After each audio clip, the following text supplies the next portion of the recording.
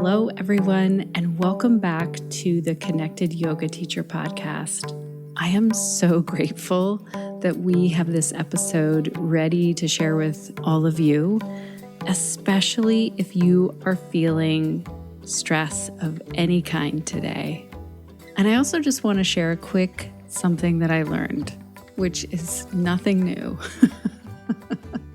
This is something that I relearned. I did a yoga series led by the amazing Ray Zott. I'll link to Ray's maybe Instagram or website. We've had Ray on the podcast before. I did a yoga series with Ray recently, and I'm telling you, I was just, while I'm in it and afterward, I'm like, oh my gosh, yoga helps so much. And yoga led by someone who is gifted at holding space, really customizing a yoga practice for, what's needed in that moment, one-on-one. Wow, this makes such a difference. So maybe you can do that for yourself today. Maybe it's not a one-on-one session. Maybe it's a group class. And also, I know that many of you are leading this for other people. And I just want to say that sometimes they might just walk out and say, thank you so much. And they're sort of floating. And they might not tell you how much it impacts that moment, that day, and the days going forward. But it's a lot. It was that reminder to me of like, oh yes, this is what it feels like to do yoga, to allow my nervous system to really downregulate. And I'm just grateful to all of you connected yoga teachers who are sharing yoga out into the world. Now, if you are brand new here, let me introduce myself in the podcast before we get in much further. I'm your host, Shannon Crow. My pronouns are she, her, hers, and this podcast is being recorded on Anishinaabeg, Odawa, and Mississauga land, also called the Bruce Peninsula in Ontario, Canada. I'm a yoga teacher, mom of 3, entrepreneur, and forever student who loves to ask questions. Maybe too many questions sometimes, but it's served me well over the years, usually. Not everyone likes a bunch of questions, but I feel like we're in a magic spot if we can come up with more questions than answers. And I feel like this is also why podcasting is a good fit. I love that I get to ask amazing yoga teachers, entrepreneurs, and humans questions, and you and I get to hang out and learn together and hear those answers together. This podcast was made for you, the yoga teacher, because I understand how it feels to either leave that very first yoga teacher training or maybe your 15th yoga teacher training and feel like, oh my gosh, right, I'm back in the quote unquote real world where I am running my business, taking this out there, trying to market, trying to do all the things. And I wanted you to have a place where you could connect to other yoga teachers, ideas, and information, and to have a place where you can feel supported on this really sometimes stressful journey. So if you are a returning listener, thank you so much for being back here. If you are a brand new listener, welcome. Now, some of you might wonder, how is this podcast here for me? And it's free, and we're like at episode 380 now. There's 380 episodes here for you. You know what? It's because of OfferingTree. They power today's episode.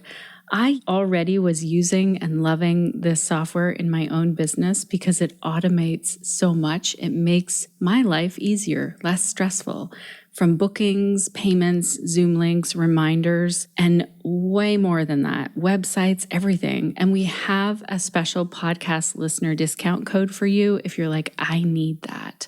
That's over at OfferingTree.com/Shannon.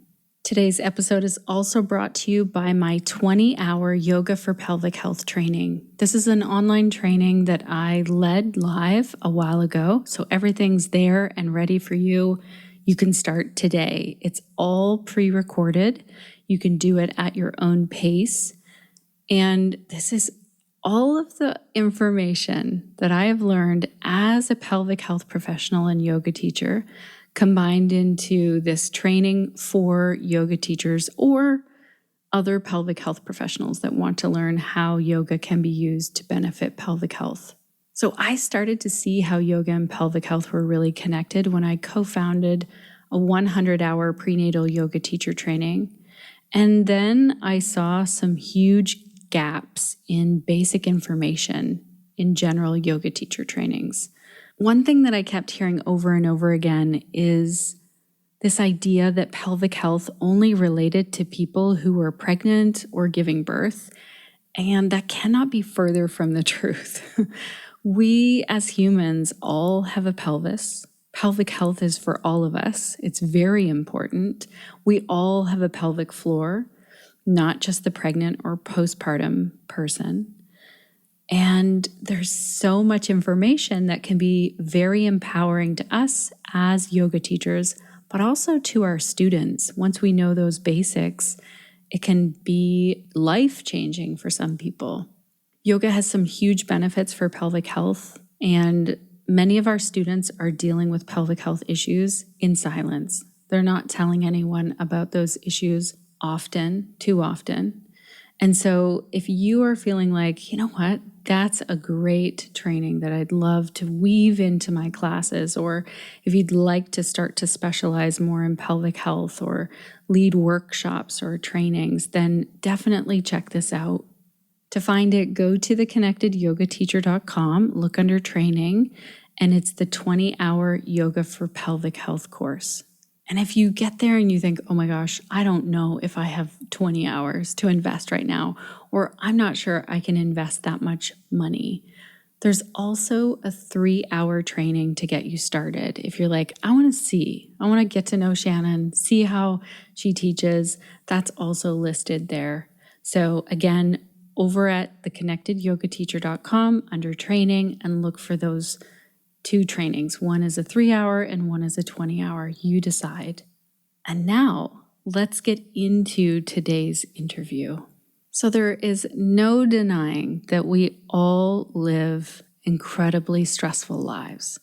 We have pressure from work, families, friends, politics, especially right now, especially if you're living in the US or close to the US or listening to any news channel. There are multiple crises around the world. It can all add up and lead us to feeling so stressed or maybe burnt out or exhausted or overwhelmed. And so I wanted us to have a podcast episode where we learned how yoga and Ayurveda can help us to manage this stress. Radhika Mukhija is the founder of Holistic Prana. For more than a decade, she's guided women on a regenerative journey to wellness, helping them connect with their innate wisdom, embody their true selves, and create fulfilling lives. With experience in health, life, and executive coaching, Radhika merges ancient and modern science to create a holistic approach that blends ancient wisdom with clinical sensibilities, including neuroscience and biohacking. In our conversation, you'll hear how Radhika's mother's cancer diagnosis inspired her to get started on this journey. She shares about how she defines stress, the symptoms of chronic stress, and how yoga and Ayurveda can be useful tools to alleviate the stress. We also discuss creating consistent routines and rituals to nourish ourselves, how food can play a role in our well-being, and so much more. I loved this conversation with Radhika, especially how she answered my question about anger and frustration, and how I wondered if I was being un-yogic with those feelings. I can't wait for you to learn from Radhika too. So let's dive in. One other note that I want to say before we dive right into this is that I know over my 20 years of being a yoga teacher, you know those intake forms that you do with your students and you say like, do you have any of these things, or tell me why you came to yoga? So often it is connected to stress. Somewhere on there, someone is saying, like, I feel stressed out. I need a break. I'm hoping yoga helps me with my stress. And I know from working one-on-one with people as well, this is one of the big drivers sometimes for people to come to yoga. And so I know that many of us realize here's how yoga helps, but I thought let's do an episode where we can dive in even more, hang out, and feel really inspired to take yoga out there and maybe learn something new along the way as well. I certainly did in this interview. So let's dive in. This time, let's really do it.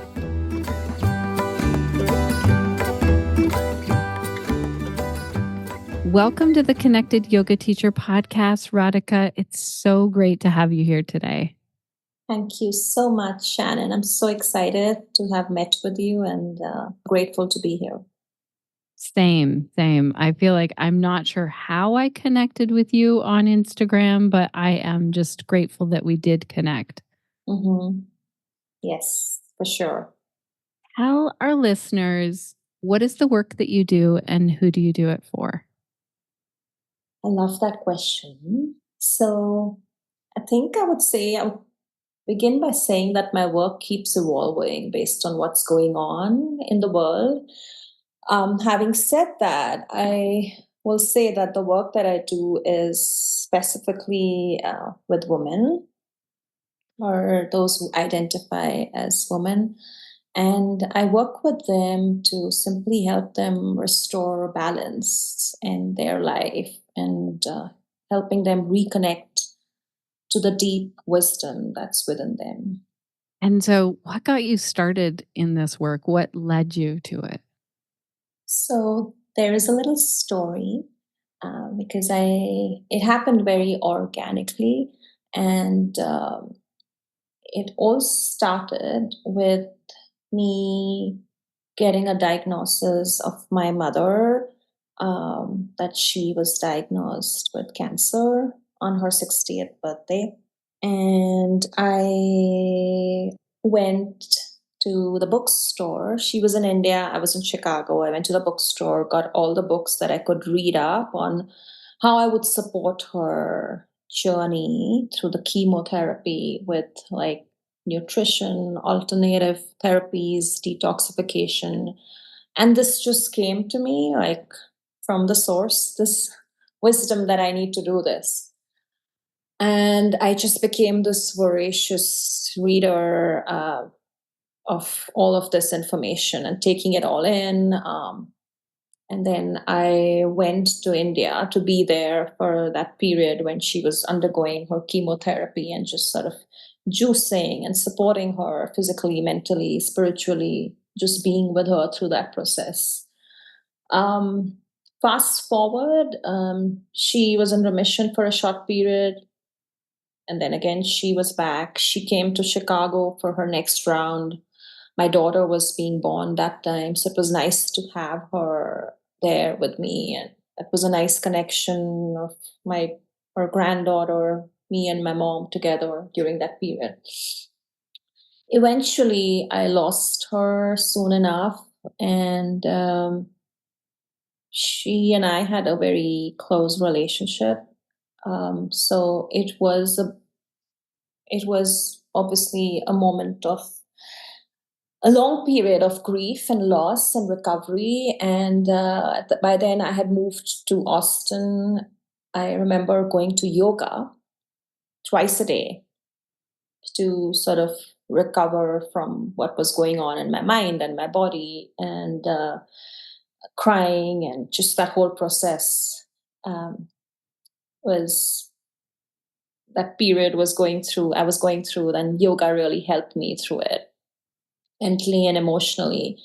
And it was something that I knew easily to sort of hold as a tool, because growing up, I grew up in India, in Mumbai, now known as Mumbai, and my parents had exposed me to these practices. I used to go to, now that is known as the oldest yoga school in the world, for summer camps. And so somewhere in my unconscious, I was comforted by those practices. And so that's where I leaned into when I was recovering from loss.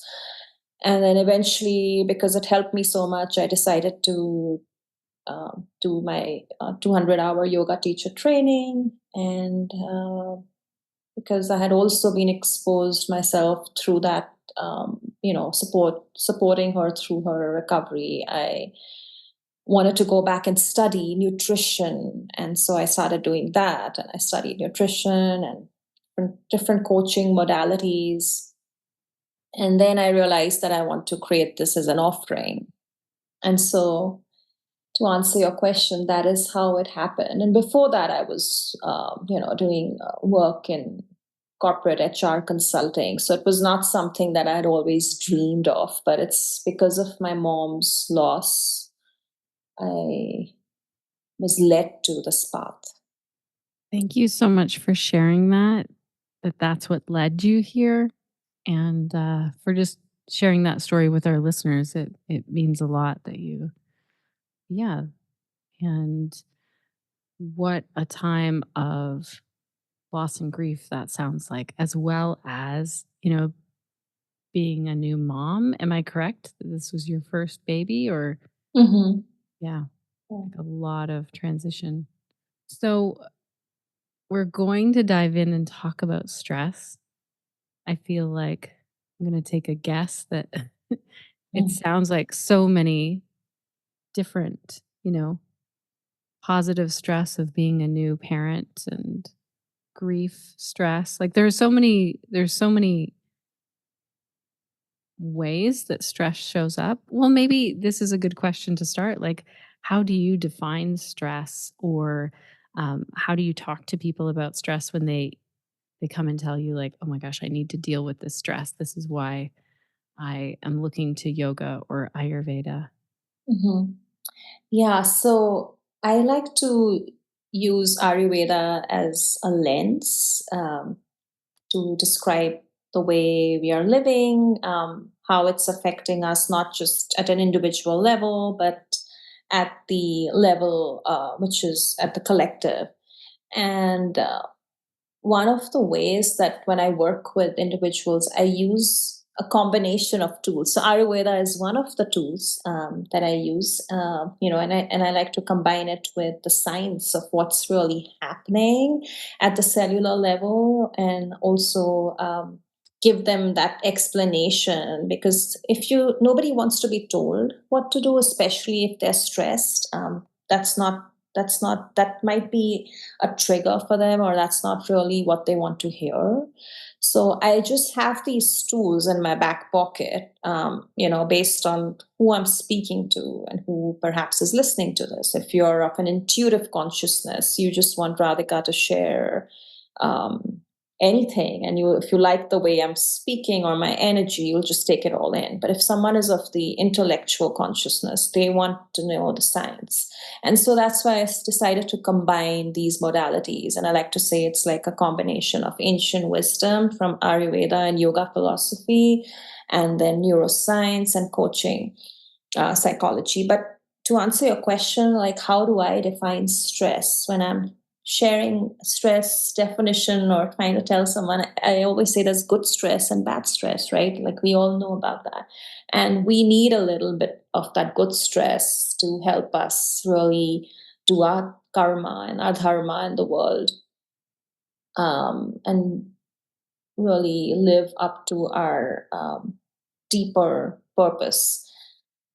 But beyond that, when we are always living in the past, or we are living in the future, and that's just ruminating constantly in our mind, physically it starts affecting us, and that is when it's the stress that becomes chronic. And that is what we are trying to work with, because we all have stress, but it's the chronic stress that then manifests into physical manifestations in the body, and which is what Ayurveda talks about when they say that your body is not in a state of homeostasis. That is when you are prone to dis-ease. And so, how do you use these tools of nature? For example, like I say, using the wisdom from Ayurveda as a lens to help us live in a state of homeostasis. And so, how does this start to show up if we're looking for the signs of stress? Like you said, with that chronic stress, I'm like on the top of my head, I'm thinking having trouble sleeping. Mhm. Um, I don't know if anxiety comes in there. What sorts of how does this manifest? How do you see it showing up in people? So, it could be inflammation, like you're feeling aches and pains. It's affecting your sleep. It's affecting perhaps your gut health. Either you're having, chronic constipation or perhaps indigestion, or it could be affecting your hormones. And then it's like a cascading effect, right? It's affecting your metabolism. And sometimes it's then also affecting, if it affects your gut health, then, it's almost like you're setting in motion consciousness and what's happening in your mental mind, like your mental state of being is also affected, because you're not just what you eat, you're also what you're digesting in terms of the thoughts and what you are consuming on a daily basis, right from the time you wake up. Who are you speaking to? What are the conversations you're having?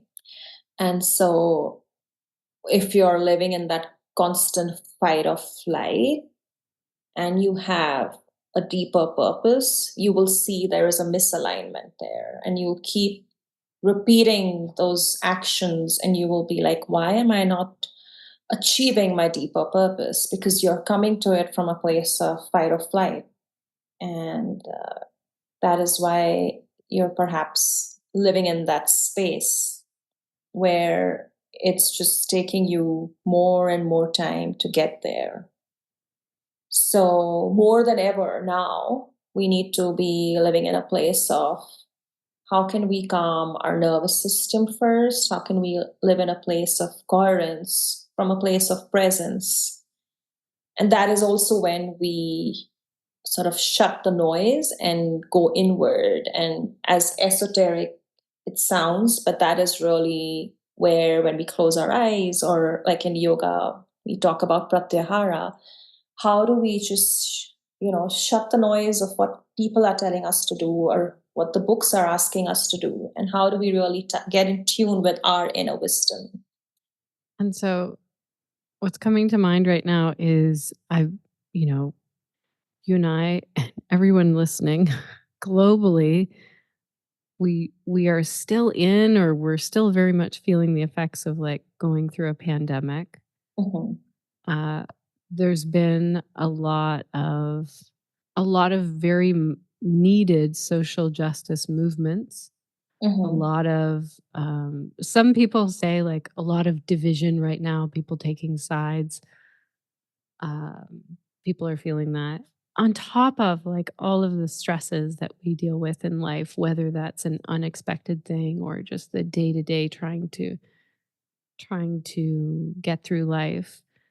Like I feel like we're living in a really stressful time. You and I connected over watching what's happening to Palestinians right now, watching an actual genocide on our phones.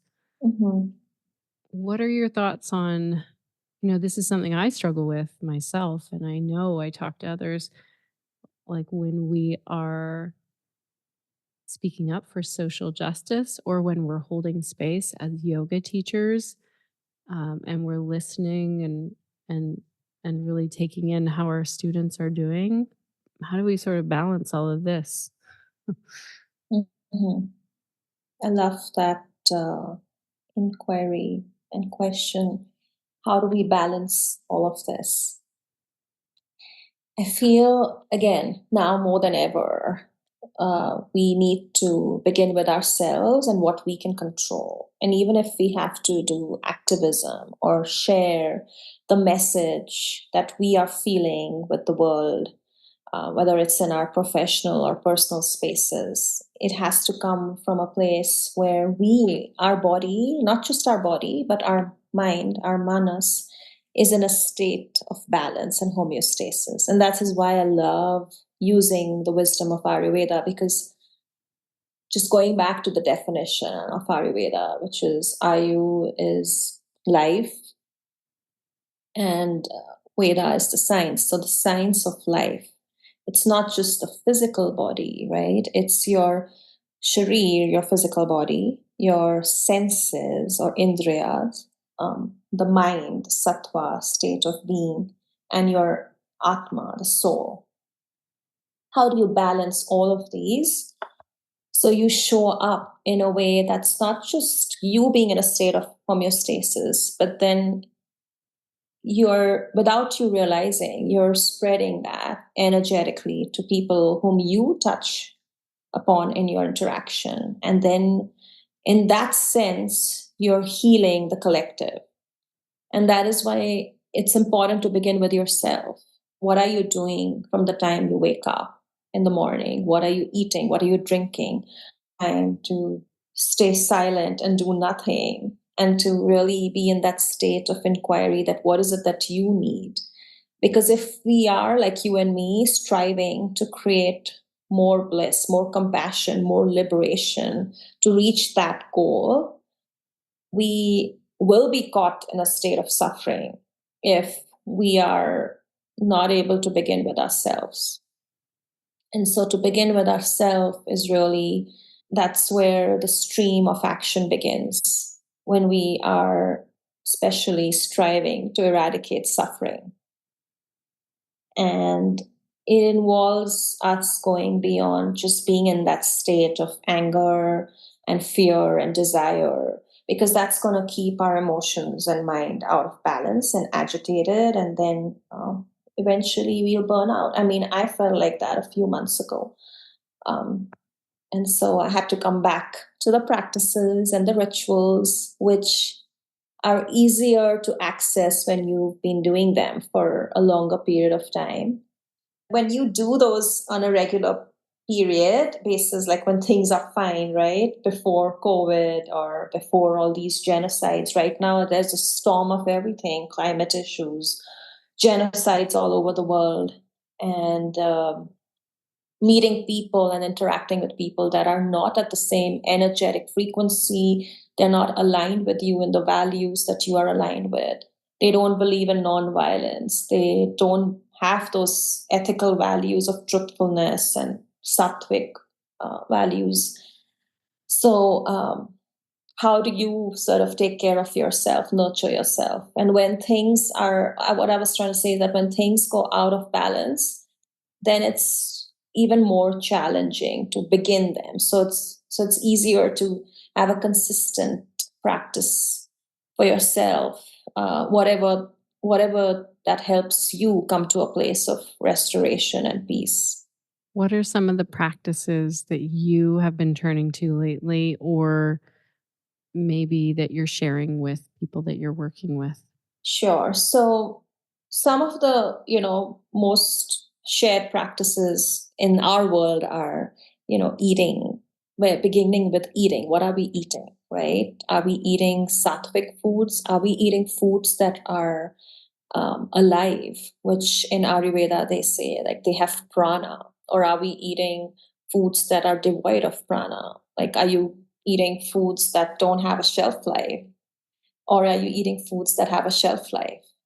There is a difference, right? Foods that have a shelf life are the ones that are going to eventually decay, right? So those are the foods that are high pranic foods, which is what we need more of. So we always begin with the physical, and then we are going into the mental, emotional. So are you making time to do your intuitive spiritual practices? And that might look different for everyone, whether it's meditation, mindfulness, spending time in nature, perhaps doing some breathing practices, which is where we experience the fruit of another inner limb of yoga, which is pranayama, which I like to say is, based on my studies, is actually the fruit of the breath work, which is the space between your inhale and the exhale. So as simple as just like looking at the sunset or the sunrise, and that is when you almost stop breathing for a second, which is where your nervous system is calm and relaxed. You're in a state of awe. And as simple as sounds, but your cells are listening. And that is when they really get calm, and your limbic system is calm, your nervous system is calm. And when you're doing all this, you're increasing your sattva guna. Your mind is getting nurtured with these feelings of peacefulness, happiness. You have more empathy. You want to help others. Whether I see you, Shannon, sharing your walks, come what may, what the weather is. All of those activities are increasing your sattva guna, right? That is what then helps us being flexible with people, adapting ourselves, being open to what is actually happening in the world, not being stuck in our state of ego and that it's either right or left, but it's right or wrong. But there is this openness and willingness to learn, to begin again, trying to look at the better side of people. So at the physical level, that is all achieved by, eating the right diet. And then when you eat the right diet, then you become more in terms of, like I said, building the sattva guna. You're more into those values of non-violence because your food is affecting your nervous system. If you eat fried foods, sugary foods, too much of like processed food, that's dulling your mind. Too stimulating, it's creating agitation in your nervous system. So that is why food is key to affecting us at the mitochondrial level, because as you see, it's not just affecting us on a physical level. We need nourishment. Our cells need nourishment. That is one of the first principles in Ayurveda, ahara, like what are we consuming for our physical body. And then it's so crucial for your mind and your emotions. And then you are able to go into that higher conscious state of your inner self. That is then when you sit down and meditate, then the fruit of that meditation or the fruit of that practice of just sitting is going to be very different from if you were not really taking care of yourself physically. Hey, connected yoga teachers, I have a quick note to share with you because we've had a lot of questions over the years about memberships and how to create one. So, when you start to build a loyal group of students who show up for your classes week after week, creating a membership is a great way to transition to reliable income that you can count on, or sort of, also transition from all of those classes that you're teaching online, if you're teaching online already, or classes that you intend to teach online, to create a place where they can access them all, sort of like you do with Netflix, only we're not watching a movie. We're providing something for our students that's really going to help them in that moment. And you get to choose how long these classes or workshops are. You get to choose so many things. And if you're ready to kind of jump into that, I would highly recommend checking out OfferingTree. I love that when yoga teachers use OfferingTree for memberships, you get to choose what your members have access to. So videos, PDFs, audio files, text, you can upload all of that there. You also get to say how long people have access to that. I like to let people have access for a year. I feel like that makes them a little more motivated to dive in and, actually get the benefit from the yoga in there. OfferingTree takes care of all the registration details, payments, and the automatic emails, especially when that comes to Zoom links and time zones. Oh my gosh, this is one of the reasons why I love this software and always turn to it when I'm putting something out that's going to be online. Another thing that I love is that OfferingTree always sort of reminds me along the way when I'm creating something.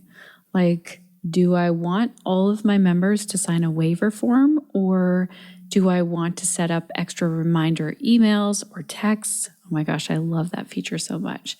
So if you've been looking for an easier way to run the online part of your yoga business, check out OfferingTree.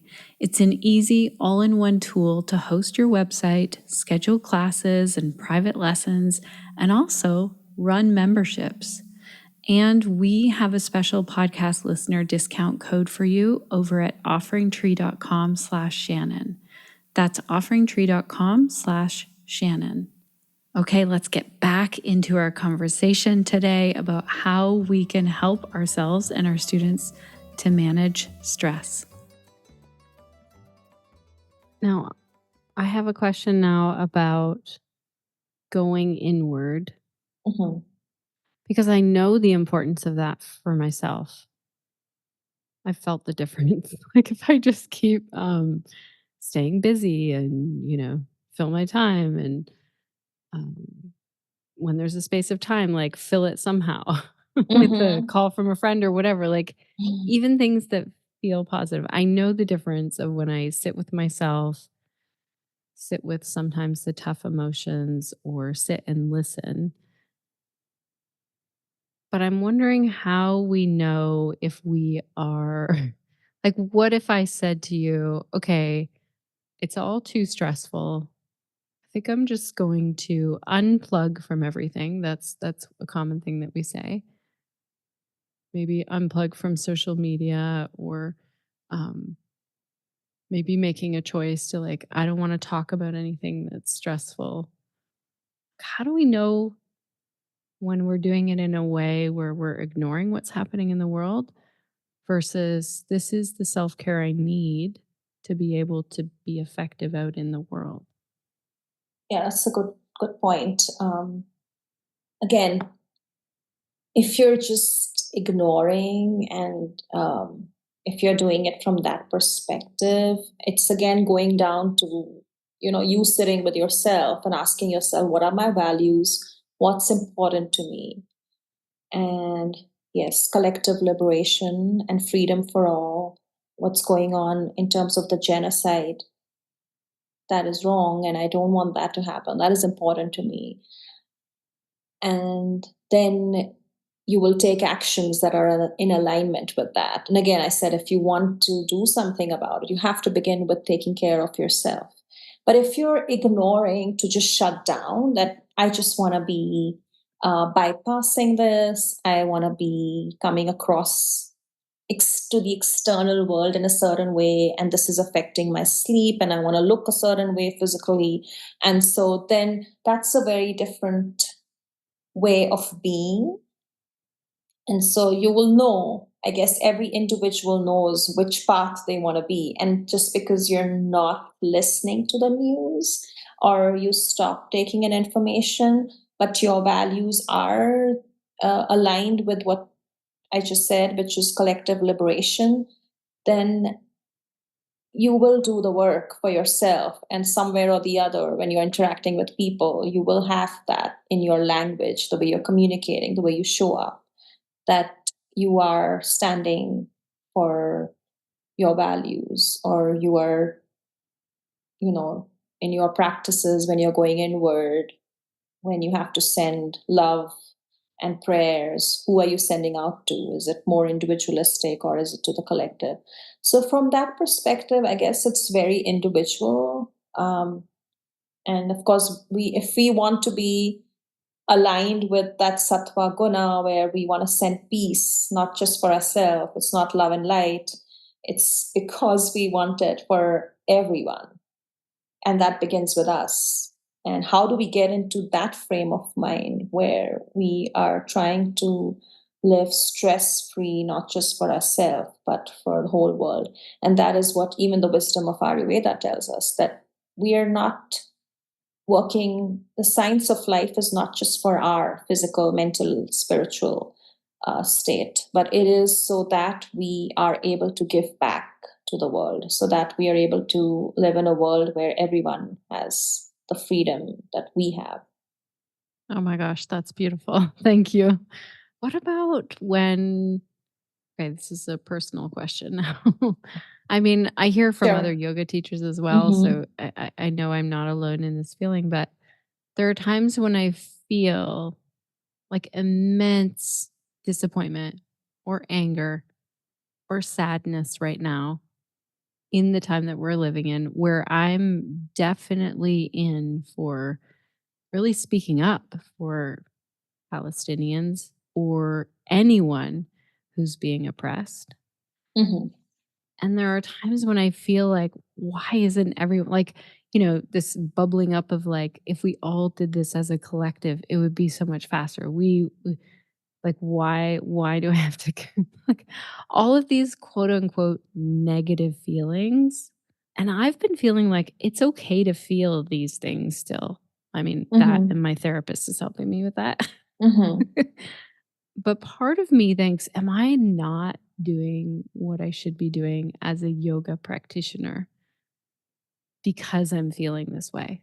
Like I'm feeling frustrated when I see the silence or I see that someone saying, no, this isn't important. You are questioning yourself, that why are you having these emotions of anger? I think so. Like, well, I guess maybe I feel like if I was more, I don't know, whatever, No, connected to yeah. like, then it would not bother me the same.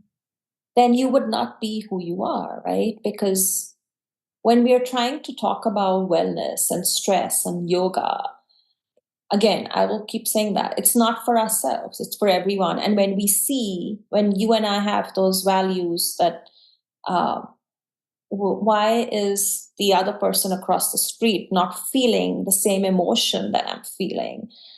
That is not that is not on you. And it's fine and normal for us to have those reactions. Just because we are yoga practitioners or wellness practitioners does not mean that we won't feel emotions of grief and anger and rage. There is a positive side to those darker emotions and ways of being, which is what the world needs, which is, we are the people who will then spread that message to others. And sometimes we can be limited in our ability to do it beyond a point. But that is why I'm saying, which is where we do what we can in our control, and it will shift the next person, and it will shift the next person to them. And so, one of the tools that I would offer to people who are feeling like that, and I go through that myself, is compassion meditation, because research has shown that it impacts the limbic system, the emotional side of the brain, system of the brain, which will help with down regulating the amygdala, which is telling us that you're doing this wrong or this is not how you should be feeling, and so just sort of having that compassion and grace for yourself. That's super helpful. Thank you. I think also like there was this moment I was expressing to a friend like how tough it was feeling for me on that day, Hmm. even though it's not even about me. It's just me existing in the world like this. Hmm. And she was like, maybe you need to turn to your practice and like go inward and meditate. And at that moment, I was just like, that made me so upset to hear her say that to me. It did not feel helpful. Hmm. Right. Yeah. And it doesn't that's why I said that the best is to ask yourself, what is it that I need right now? And maybe you just need a crying session. Maybe you just want to do whatever your heart is asking you to do, like journal or like, go for a walk. And it's so individual. And sometimes meditation is not the best thing. It could be, triggering for certain people, especially if they've had some trauma. And it's definitely not. A solution in that moment, and I totally acknowledge that. And then it just comes down to as simple as putting the hand on your heart and asking yourself, what do I need? And having that compassion that it's okay to feel like that, and what is it that I need?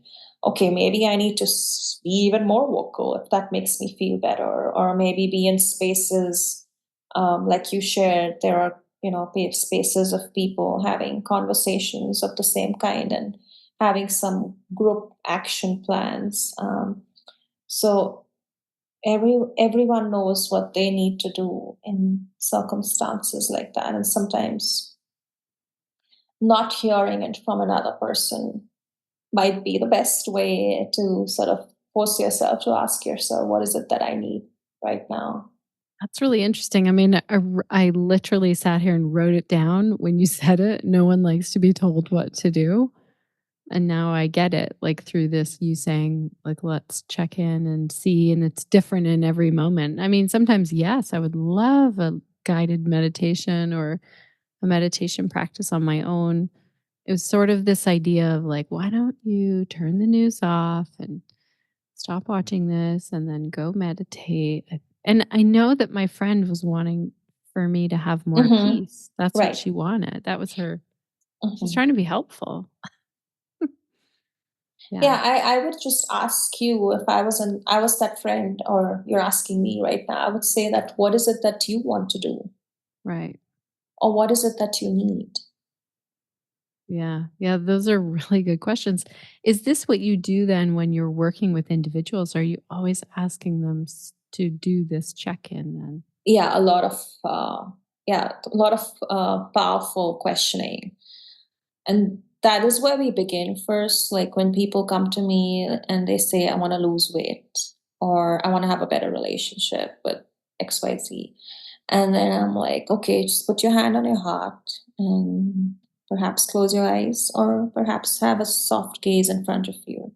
Because I think everyone is so different. And if they have had trauma, you have to be conscious of what might trigger them. If I just say, okay, we're going to meditate, that might trigger the person. So I just offer as many options, not too many, because that can be also triggering, just a couple of options, and then asking them, okay, I see that you want to lose weight.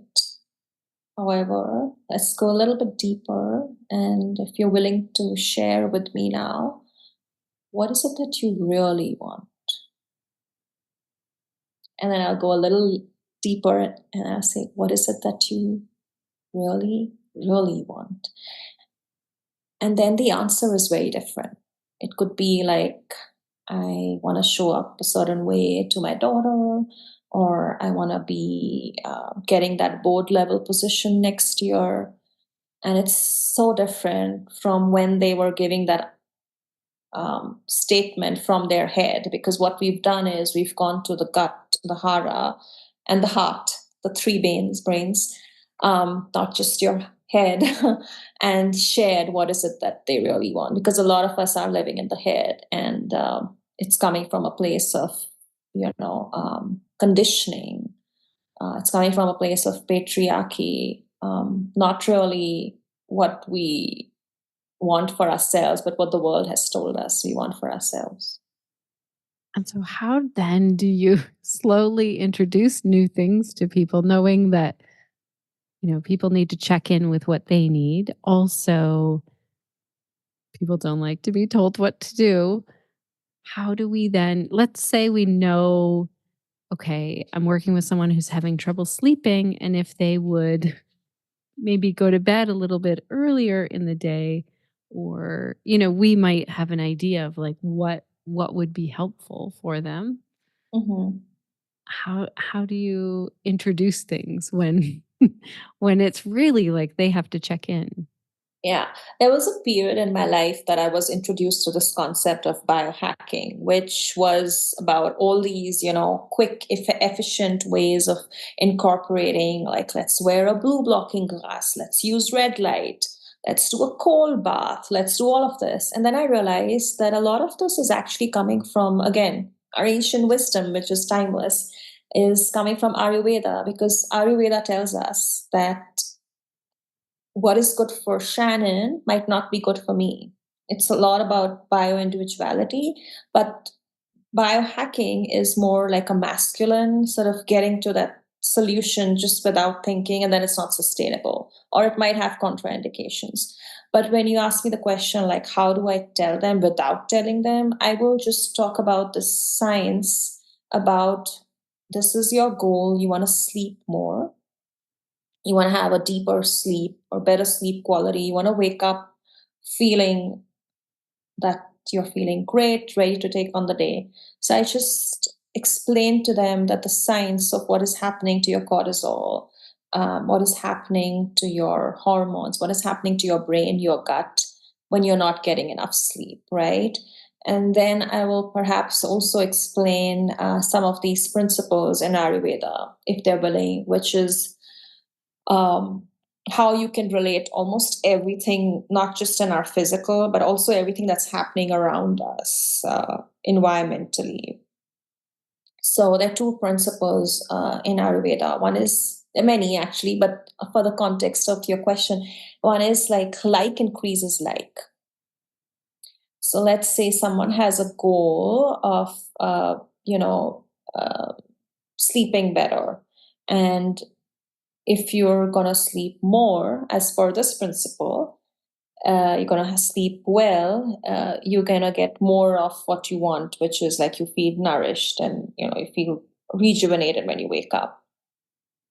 But if you do the opposite, which is like you're going to stay awake late and you're going to watch the TV or the movie or whatever that's keeping you awake late, and that's going to increase more of that energy in your body, which is going to be not in alignment with getting a good sleep. And then the other principle which can be applied here is opposites counterbalance. That's another Ayurvedic principle which is universal with almost everything. So opposites. So let's say you want to sleep, have a nice sleep ritual. So what are you going to do? Are you going to increase watching TV, because that's going to increase more of your, the things that you don't want to experience when you don't sleep well? You're going to do the opposite things. So what is it that you can do? So maybe I'll ask them, like, what are the things you can do that will help you sleep better? Well, then they'll say, well, we create more time to transition into a sleep ritual. Maybe I'll have a cup of tea that will relax me, or I will read a book.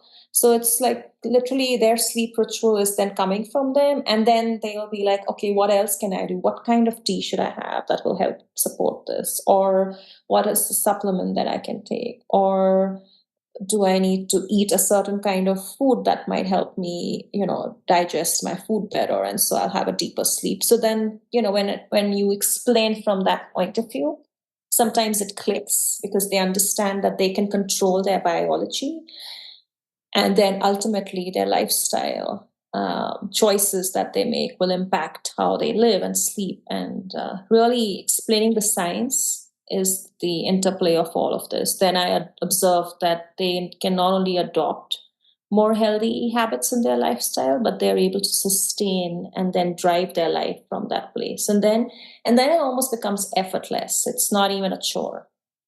This is amazing. Thank you for sharing all of that. It's really fantastic to hear you weaving in like ancient practices and science.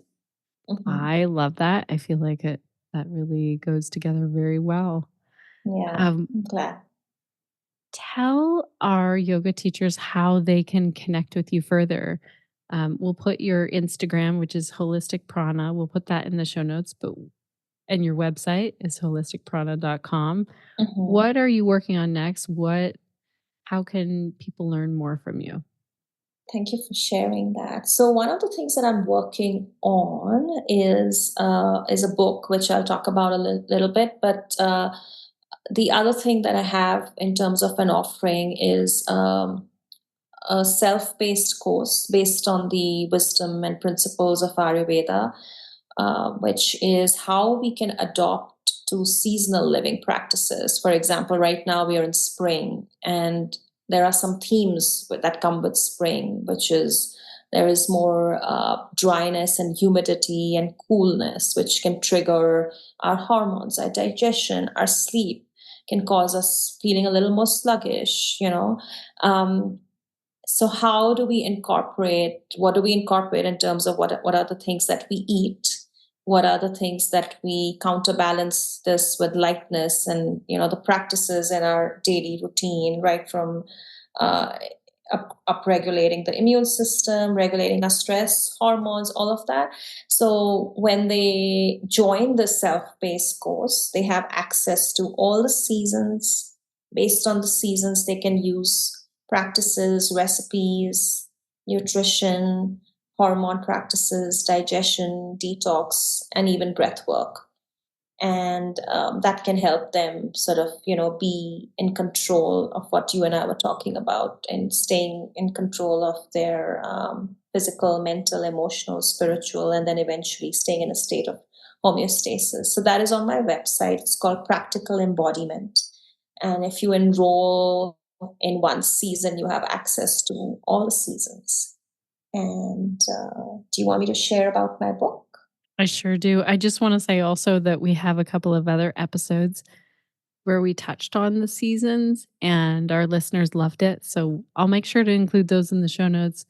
And I know that they'll be excited to dig in a little bit further and to see how they can bring that into a daily practice. So that's exciting. Tell Great. us about your book. So my book is also based around like principles that we were talking about, ancient intuition or ancient rituals for, living that balanced life. Still a working title, but it's based on my philosophy, which is around Ayurveda, and also, intertwined with science, and how we can live this fast-paced life, but from a place of like slow living. So I'm still working on it. So it's not close to even finished, just started. Never wanted to be an author. This just happened as I was triggered in 2020 while watching posts on the interwebs about individuals sharing practices from Ayurveda and, general various ancient wisdoms, just for the sake of the fact that it's trending, perhaps without sharing contraindications, perhaps without even sharing the roots of these deeper ancient wisdom practices. And so I was like, okay, let me do something about it. And I decided to write a book proposal and some sample chapters, and shared it with a local publishing company. And, they decided to give me a book contract. And that's how I started writing the book. But that's all I can share right now. But I hope it comes around with what my promise is, and everyone enjoys it. That's really exciting. I love how you were like, I don't want to be an author. And then it came to find you anyway. Yeah, We'll definitely have to have you back on the podcast once you get the book ready to launch out into the world so you can fill us in on that. I would love Thank you that. so much for the work that you're doing and for your time here today. Thank you, Shannon. It's always lovely to connect with people like you. Thank you for the work you are doing. Oh my goodness. Thank you so much again, Radhika, for all of this amazing information.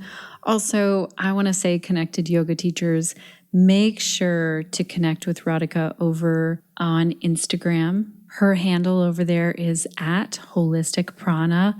I have appreciated so much the things that Radhika is sharing over there. That's how we connected. Now, if you're not on social media or you're not on Instagram, just ignore that. No worries. I wouldn't say sign up and go over there, but if you already are, this is one person definitely to connect with. And I just also want to say I appreciate so many things. I feel like I have so many key takeaways from this episode. A big one was the idea of like this biohacking, but then realizing, you know what, it's not specific enough to the individual. Sometimes, like, we can learn these cool tricks that work for humans overall, but then we really have to figure out what works for us as a very unique, complex individual. As many of our listeners know, I'm also super passionate about anti-diet, like being anti-diet here on the podcast. And I loved Radhika's answer to yoga students, like digging in a little bit deeper when someone is coming to our class sharing that they want to lose weight. I feel like that's a common thing that humans think of, even before they step inside a yoga class. But often that's something that I have heard from a lot of students, that that's a goal of theirs. And I love how Radhika listened to that, took that in, didn't dismiss it when yoga students were saying that, but then also, dug in a little bit deeper. Like, let's really get into what's the thing that you might want, what's underneath that. Yeah. And we have many, many episodes also that dig into this whole toxic diet culture that seeps into yoga. So we'll link to some of those in the show notes, because I think those are really great ones to listen to if you have yoga students coming to your classes. We want to make them accessible for all bodies. That's another important thing. And we're going to hear from yoga students who want their body to be different in some way, who are feeling unhappy with it in some way. And I think we need the true education around being an anti-diet yoga teacher. Oh, I do want to tell you, and I feel like I don't have all the links.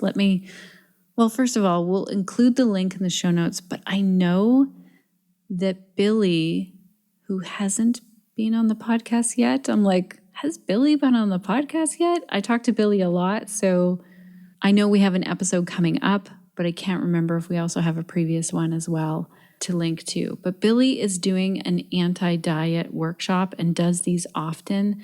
And I highly recommend, if this is somewhere that you feel like, gosh, I don't know the right words to say around, diet culture coming at me from students, Billy is a great resource for this as well.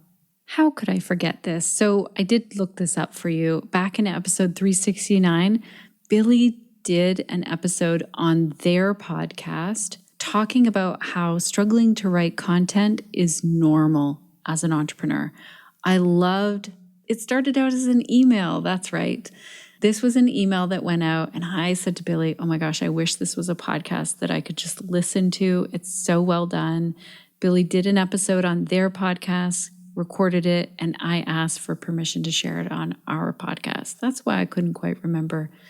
Did we have a conversation? And we have an upcoming interview as well, really talking about how to make yoga accessible to all bodies.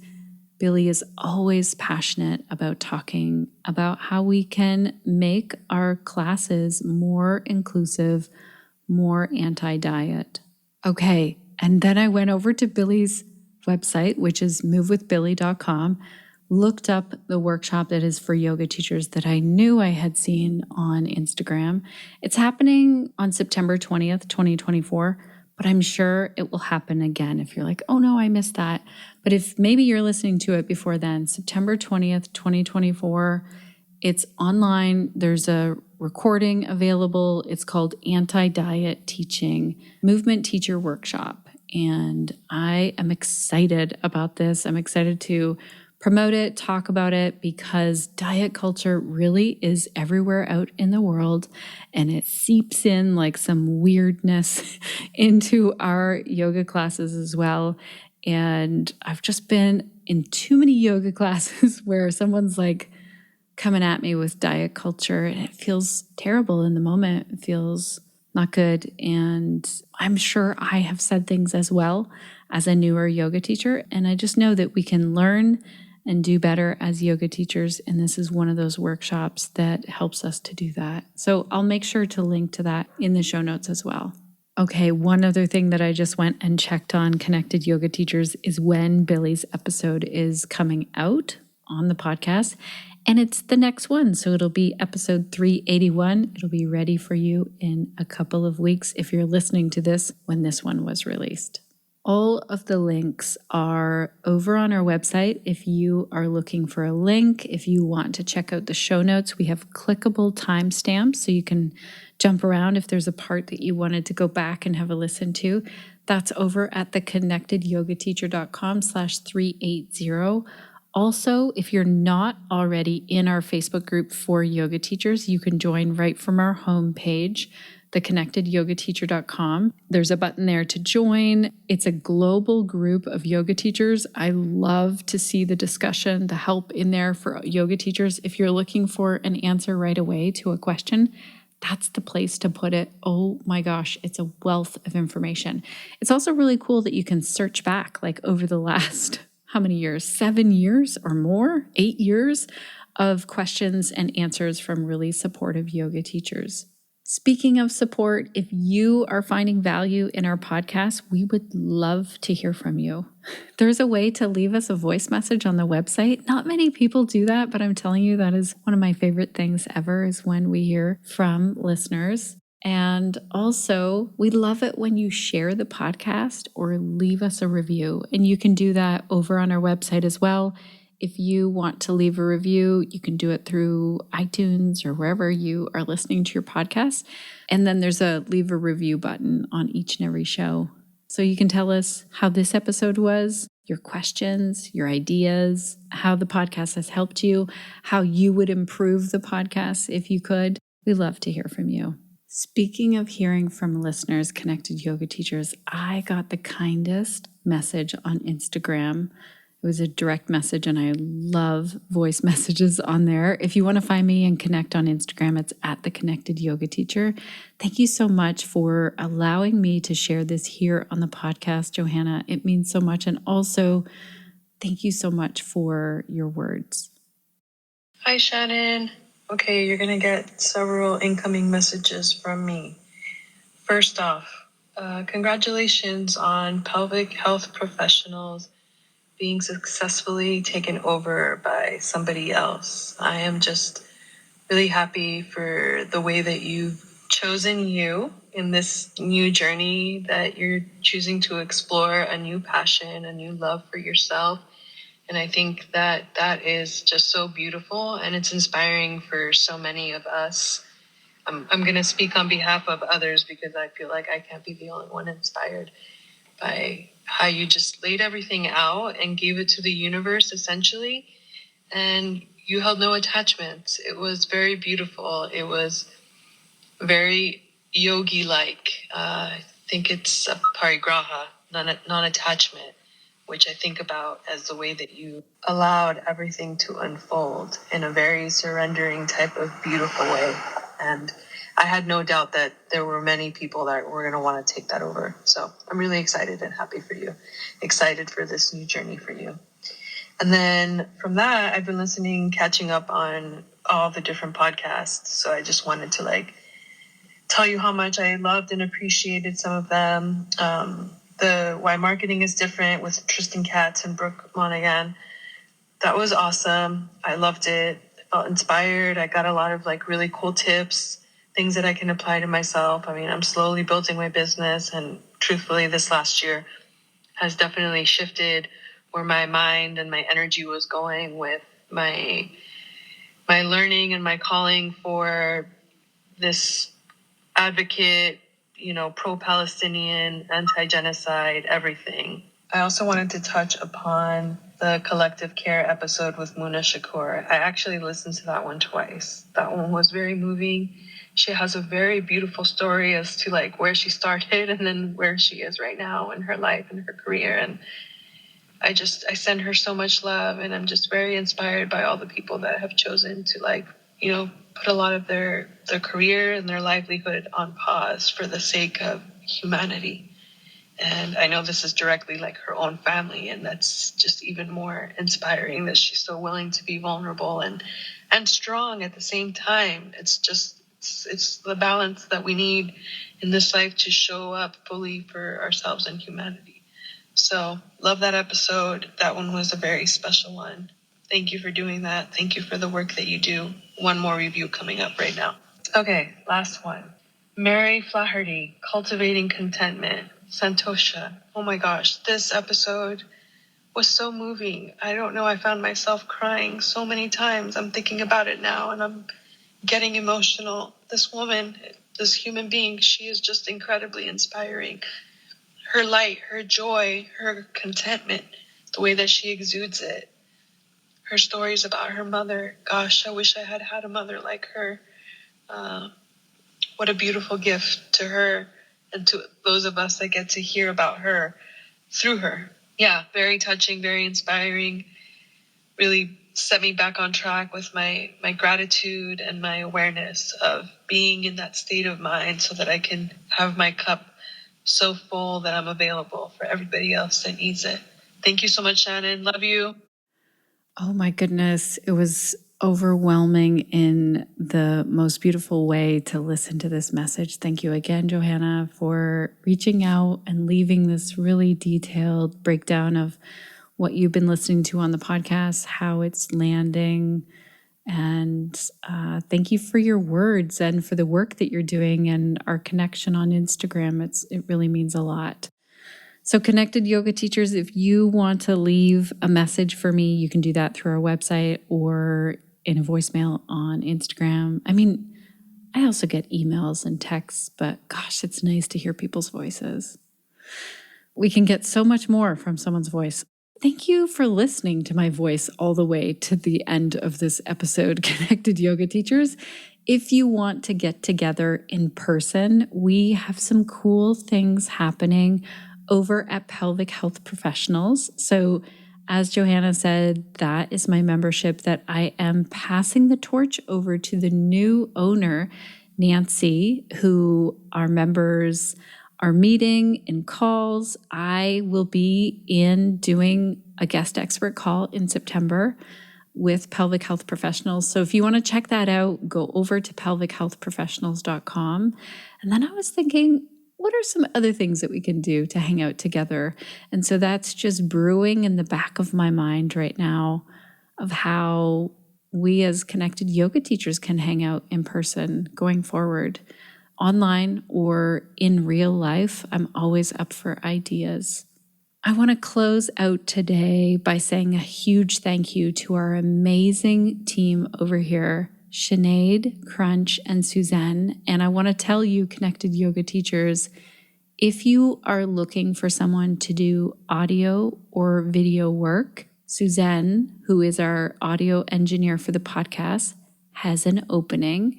You can connect with Suzanne. Probably the best way is like in our Facebook group. You can tag Suzanne, that's Suzen, or reach out to us if you're looking to connect to Suzanne and you can't find out how. Because I know that Suzanne has one more spot open. And I also heard that Crunch might be taking on someone else as well in terms of writing, copy, and content. We have gotten Crunch to write articles for our website. Crunch works on our show notes for the podcast. And we've also gotten Crunch to do social media posts and what else? Email sequences. Oh my gosh, Crunch is amazing at doing all of that as well. So you can head over to connectedyogateacher.com, look under About, and see all of our team members there. You can't work with Sinead right now. She has a lot going on right now with big projects and lots of work. And that's the way Suzanne and Crunch are a lot of the time. So if you're thinking, gosh, I need help with audio or video or content, they're the ones to reach out to. They're amazing to work with. Okay, thank you for being here, dear listener. You make this podcast possible. It would not happen without you. And as usual, before I head out to the garden today and pick tomatoes, I want to leave you with a question. What will you be doing this week to stay connected to yourself, your yoga practice, and to your community so that you can share the yoga that lights you up?